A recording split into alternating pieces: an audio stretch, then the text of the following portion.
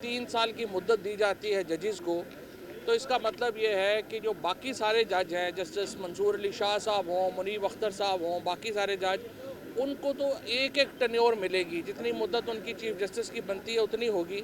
लेकिन फ़ायज़ ईसा साहब को डबल टन्योर मिलेगी, जो 3 साल वो मुकम्मल कर चुके हैं, 3 साल उनको और मिल जाएंगे। तो ये एक पर्सन स्पेसिफिक अमेंडमेंट होने जा रही है, और मैं ये समझता हूँ कि फ़ायज़ ईसा साहब खुद कह चुके हैं कि वो कोई पर्सन स्पेसिफिक अमेंडमेंट नहीं करेंगे, तो उनको फौरी तौर के ऊपर फिर अपने ओहदे से हट जाना चाहिए और मंसूर अली शाह साहब का नोटिफिकेशन होना चाहिए। इस वक्त इस आइनी तरमीम का और कोई मकसद नहीं है जो फॉर्म 47 की पार्लियामेंट के ज़रिए हो रही है कि आप जुडिशरी को फतह करें। अदलिया को फतह करने का एक प्लान है जो कि इस आइनी तरमीम के ज़रिए उसको जो है वो अमल पजीर में लाया जा रहा है, उसके ऊपर अमल किया जा रहा है।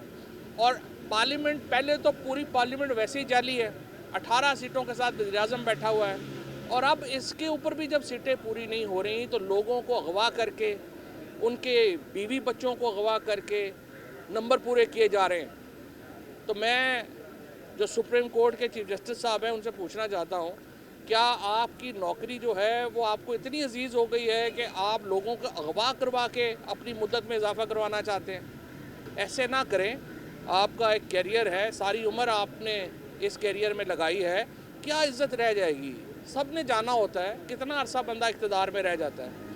ये एक बहुत ही पाकिस्तान की तारीख़ का एक अंदोनाक दौर है जिससे हम गुज़र रहे हैं। बर्बरियत, फस्तायत जो है वो बिल्कुल आप समझें कि एक रूटीन बन गई है। जिस तरीके से लोगों को उठाया जा रहा है, सादुल्लाह बलोच को आज 4 दिन हो गए उठाया गया, पार्लियामेंट हाउस से जाके पार्लियामेंटेरियंस को उठा लिया गया, मुझे जो है सुप्रीम कोर्ट से उठा लिया गया।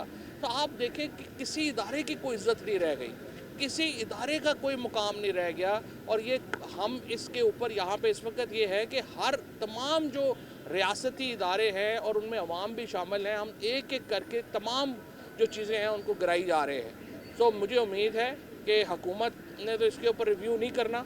मैं इस वक्त अदलिया से ये कहना चाहता हूँ कि आप वो वाहिद इदारा है जिसने रजिस्ट किया, बाकी तो आपके सामने मीडिया भी सारा लेट गया, बार काउंसिल्स भी लेट गई, किसी ने रजिस्ट तो किया नहीं। जुडिशरी वो वाहिद इदारा है जिसने रजिस्ट किया है, और अब वो जुडिशरी को फतह करने के लिए ये सारे इक़दामात जो हैं वो किए जा रहे हैं। हमें उम्मीद है कि जुडिशरी इसके ऊपर पूरा तरह रजिस्ट करेगी। पाकिस्तान की अवाम इस वक्त पाकिस्तान की अदलिया के साथ खड़ी है, और जिस तरह से ब्राज़ील में, इसराइल में, दुनिया में जहाँ जहाँ पे अदलिया के ख़िलाफ़ इक़दामात हुए हैं, अवाम निकली है। और इंशाअल्लाह ये भी आसान नहीं होगा कि आप अदलिया को रौंद के उसको फतह कर दें। यहाँ पर भी लोग जो हैं वो रजिस्ट करेंगे इंशाअल्लाह।